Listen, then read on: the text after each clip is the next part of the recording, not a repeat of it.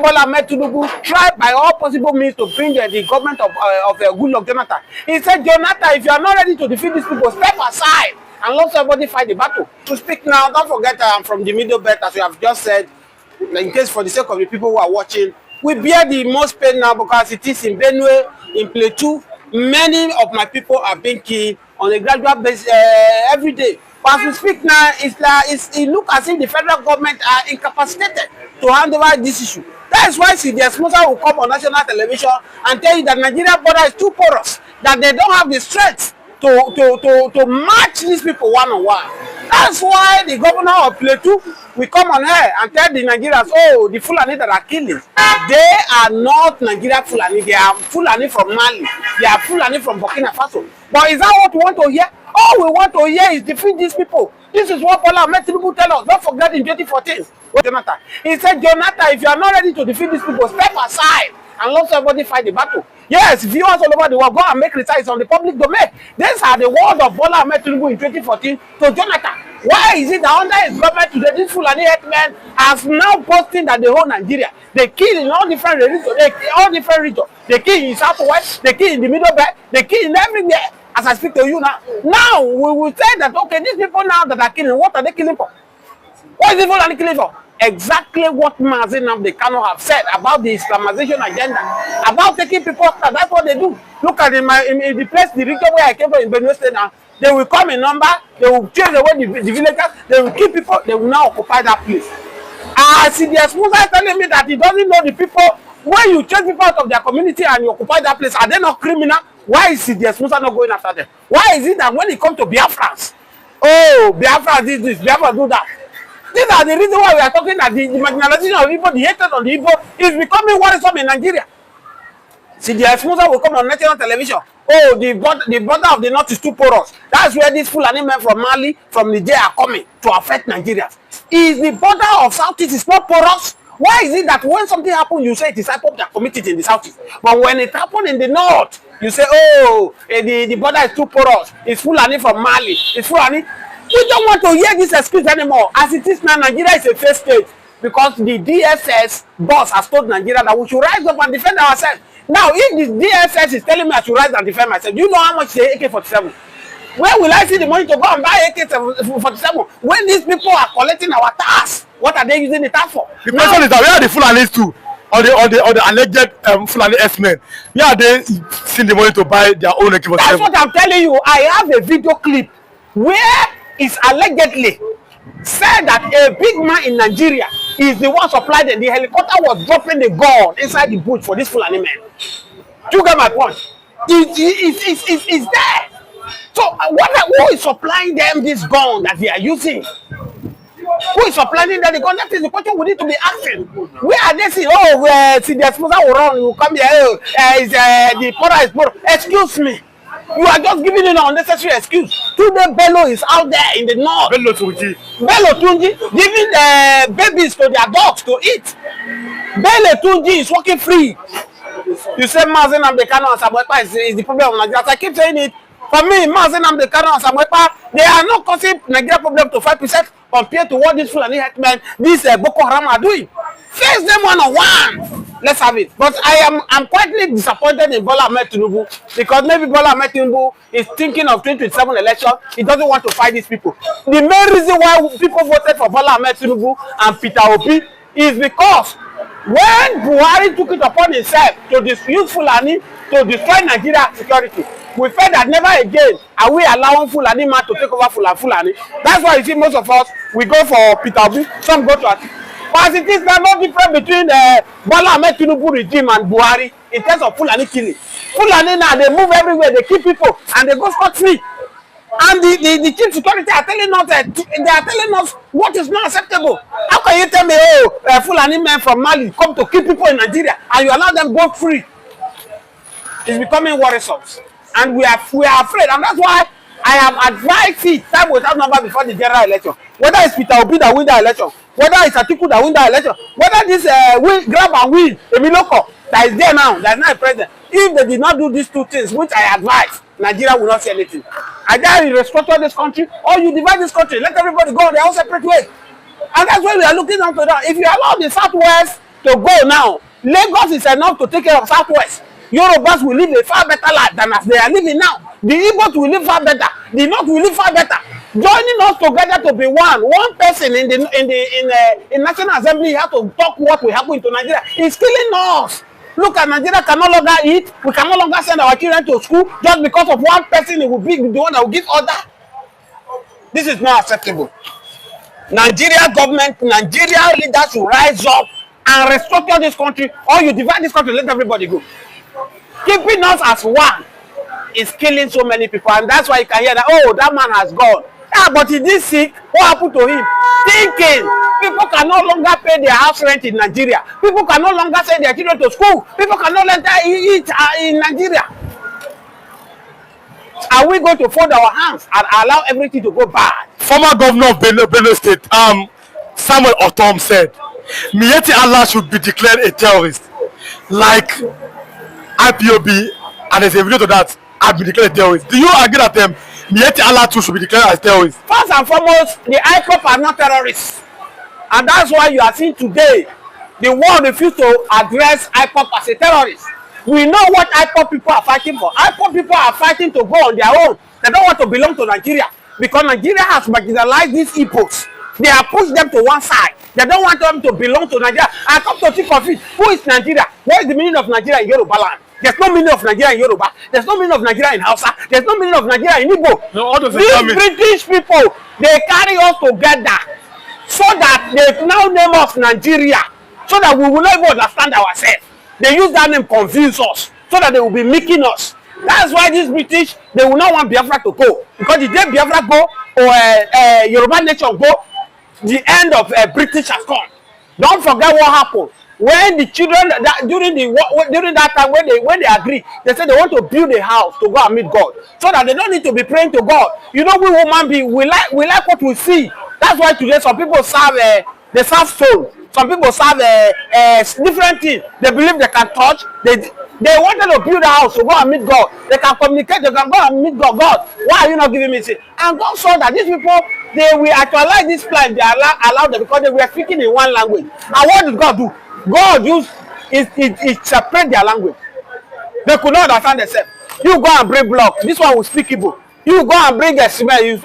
What happened among us? That is how God destabilized them. They could not build that house to God. The same thing British use against Nigeria. British bring us together. That different culture, Yoruba different culture, different language, Igbo different culture, different language, Hausa different culture, different mindset, and bring us together because we will not understand ourselves. And that's why these British people, they are making us on a daily basis. And we say enough is enough. Thank God for what Abraham Traore is doing in Africa. Abraham Traore now is opening the eyes of Africa and see that this Onipo is supposed to be the one come to Africa to come and be serving us, not we going there to serve them. Because God has given us the mineral resources in Africa to develop Africa, but because we allow these white people to brainwash us with religion, today we are now a slave to this Onipo, which is not supposed to be. Burkina Faso rejected 200 mosques from Saudi Arabia. And the Bible told Saudi Arabia, instead of building 200 mosques for us, why don't you give us schools and hospitals? Do you think that Nigeria will ever have a time to do that kind of same? Nigeria politicians are criminals. They are criminals in the sense that if it will be Nigeria now, the Saudi Arabia now come to Nigeria, want to build mosques, want to build church, they will grab it because from there they will loot money. But look at Burkina Faso, a man who mean well for his citizens. He told them it's not religion we need. It's not mosque we need. All we need hospital. We need road. I told you that religion has caused more damage to this country. Go and look now. Nigeria, churches everywhere, mosques everywhere. Where are you seeing company? Most of this general overseer, most of this imam, they are using religion to escape poverty. Go to school. You cannot go to church school. They say na church get this school. Go there, go and have the pride. Your pikin, you when they go to church, your pikin don't fit go to church school because the money high. The same thing go to mosques. These people are using religion to escape poverty, and that's the brain on the these British people have used that lets you religion to convince them. Humanity first before religion. If Africa, Nigeria leader allow humanity first before religion, we will not be in this level. And that's why you see in the north, oh, somebody insulted Prophet Muhammad, let's stone him to death. Oswald, Efulefu people. Were you born with Quran? Were you born with Bible? You came into the world. You now decided by the virtue of you met your family a Christian. You decide to be a Christian. You met your family a Muslim. You decide to be a Muslim. Or in one way or the other, you decide to change. This is the religion I want to practice. Why are you bringing religion before humanity? Humanity before religion. Did you know the Jesus Christ that you are fighting for? Jesus Christ is supposed to fight for you, not you fighting for Jesus. Muhammad is supposed to fight for you, not you fighting for Muhammad. That's where our leaders are getting it wrong. That's why you can see somebody like Opus Odema, oh, I'm spending 1.30 billion to send people to Mecca. Is it not nonsense? How many factories has a whole Opus Odema built in Imo State to employ Imonite to work? But we're looking at that. Opus Odema is supposed to be an Igbo man from Imo State. Why is he sending? Because we don't know how many Muslims are in Imo State. Why is he spending a lot of money to send Muslims to Mecca in a Christian state? And we know that Imo is a Christian state. Why do you think that he's trying to send Muslims to Mecca to over 2.1 billion naira? Oh, Opus Odema as Igbos, I'm not an Igbo man.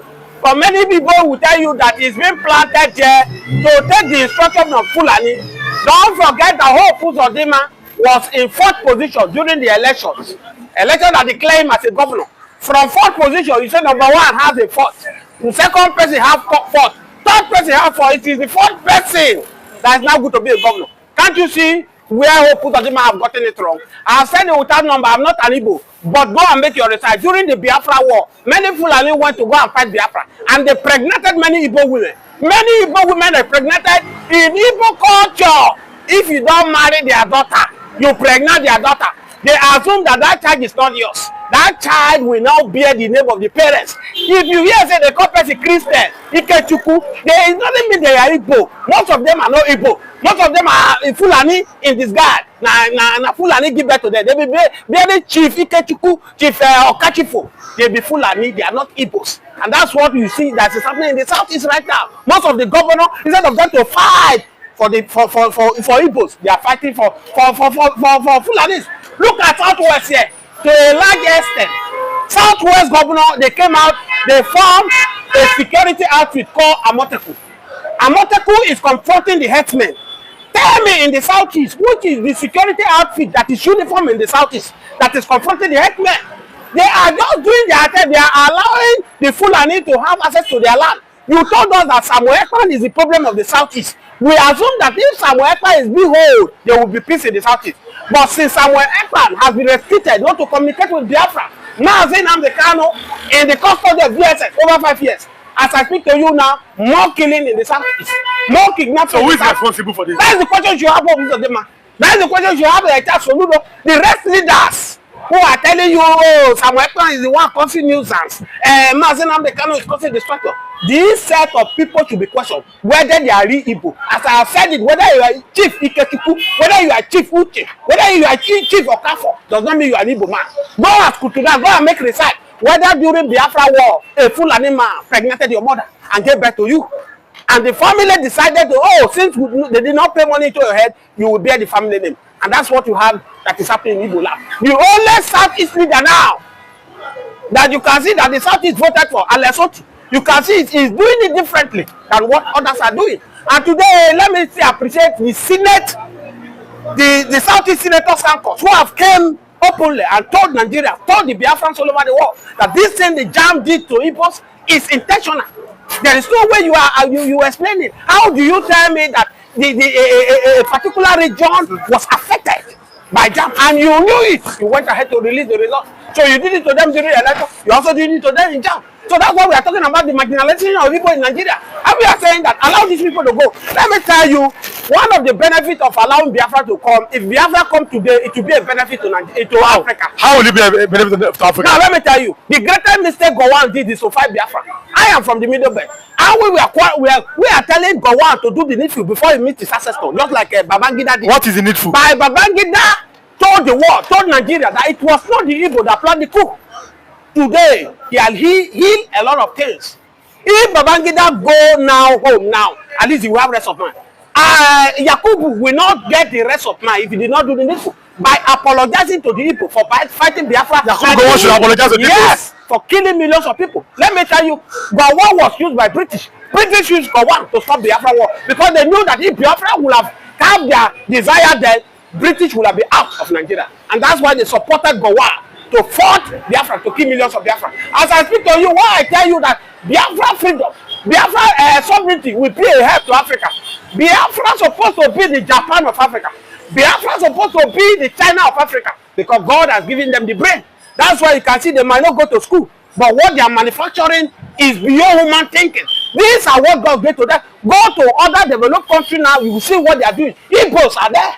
Igbos brain, you can't see what they are doing. This is not, it's not a magic. It is what God has given to them. And that's why I say you cannot curse whom God has blessed. Even as you are, if you have a friend who is progressing, who is doing well, if you are jealous of that friend, you will see that you'll be going down. God is a natural. Be happy with that friend, and God also has a way of doing your own for you. That is who Igbo are. But the moment the APC government came in 2015, Buhari unleashed his hatred on the Igbos. He thought he was doing Igbo. He don't know that he was doing Nigeria. By demoting Igbos, by not allowing Igbo to be the position they deserve to be. Look at where we find ourselves. Under Obasanjo, when Igbo was on the affair of the economy of Nigeria. Can't you see the way we were flying? We were one of the best in Africa. Other Africa countries were coming to Nigeria to seek for greener pasture. But as I speak to you today, you will find it hard to see any Africans now coming to Nigeria for greener pasture. A few years ago, we were shouting, Ghana must go, Ghana must go. But today, in Ghana, they are shouting Nigeria must go. That is to tell you the difference. When Buhari came in, he brought the Fulani men who does not know their left from their right, and they messed the economy up. Look at where we find ourselves in Africa today. The same thing Tinubu is doing, which he has promised Nigeria. I will start from where Tinubu stopped. Look at Minister of Power. You came under you the first time in history. You said there is what is called Baji. There is Baji. Imagine somebody in one room is paying 15,000 naira monthly, and yet it's not seeing the light. Now, Yakubu Gowon is regretting why he fought the Biafra war. But he doesn't have a choice, because British use him to achieve their purpose. And that's what these British do. That's why Mazi Nnamdi Kanu say, go and serve the zoo and come back with shame. I said if it is now, Mazi Nnamdi Kanu will not describe Nigeria as a zoo. Because as it is now, zoo is far better organized than Nigeria. In zoo, when lion show up, whether you are a hippopotamus, whether you are tiger, whether no matter how giant you are, no matter how small a lion is, they will respect the king of the jungle is around. But now look at it. Do we look like we have a president where a Fulani man will come and terrorize and do all kind of things when the president on seat? So as I speak to you, Gowon in one way or the other is regretting the action he took, but he need to do the needful and confess to the world before he misses access.